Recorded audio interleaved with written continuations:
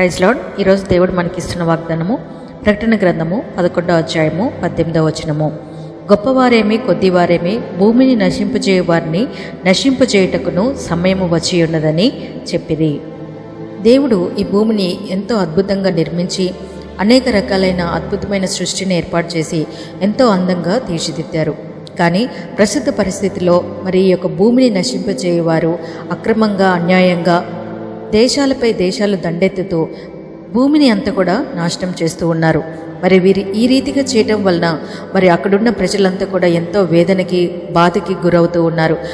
అధికారులు తీసుకుంటున్న ఇటువంటి తీర్మానాల ద్వారా మరి ఆ యొక్క జనం ఎంతగా వేదన పడుతున్నారో మరి దేవుడు చూస్తూ ఉన్నారు.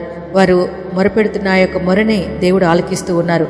వారికి అన్నిటిని చూసిన దేవుడు వారి విషయంలో ఎంతగానో ఆయన దుఃఖపడుతూ ఉన్నాడు. అందుకనే మరి ఈ యొక్క వాగ్దానం ద్వారా అంటున్నారు, గొప్పవారేమి కొద్దివారేమి భూమిని నశింపచేయ వారిని నేను నశింపచేస్తానని ఇదే సమయం అని చెప్పి దేవుడు ఇక్కడ మాట్లాడుచూ ఉన్నారు. దేవుడు నిర్మించిన ఈ యొక్క భూమిని నాశనం చేసే అధికారము ఎవరికి కూడా లేదు. ఆయనకి విరుద్ధంగా ఎవరైతే ఈ యొక్క పనులు చేస్తూ ఉంటారో వారిని దేవుడు శిక్షించువాడిగా ఉన్నారు. ఎందుకంటే మరి అక్కడ భూమే కాదు, భూమిలో ఉన్న ఆ యొక్క మనుషులు వేదనను కూడా దేవుడు చూస్తున్నారు. వారి యొక్క కన్నీరుని దేవుడు చూస్తున్నారు. వారి యొక్క మొరని దేవుడు ఆలకిస్తూ ఉన్నారు. కాబట్టి వీరి యొక్క దుఃఖానికి కారణమైన వారిని దేవుడు నశింపు చేస్తారని మాట్లాడుచున్నారు. ఒకవేళ మన యొక్క దేశానికి ఇటువంటి పరిస్థితి ఏర్పడుతుందేమో, అందుకనే మొదటిగా మనము దేవుని యొక్క సన్నిధిలో మనం ప్రార్థన చేసేవారిగా ఉండాలి.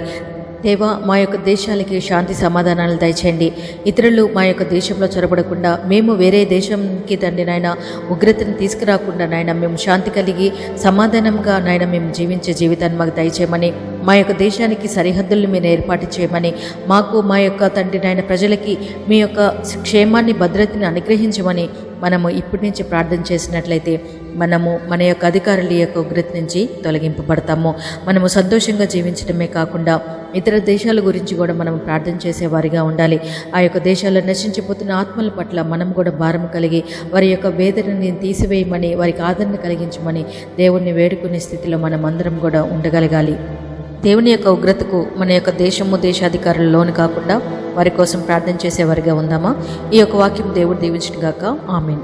ప్రార్థన చేసుకుందాం. ప్రేమమైన నీ పాదాల స్తోత్రం తండ్రి. నిజమైన తండ్రి, భూమిని నశింపచేయవారిని నశింపచేస్తానని సమయం వచ్చి ఉన్నదని చెప్తున్నావు ప్రభా. నిజమైన తండ్రి, నీ సమయం రాబోతుంది ప్రభా.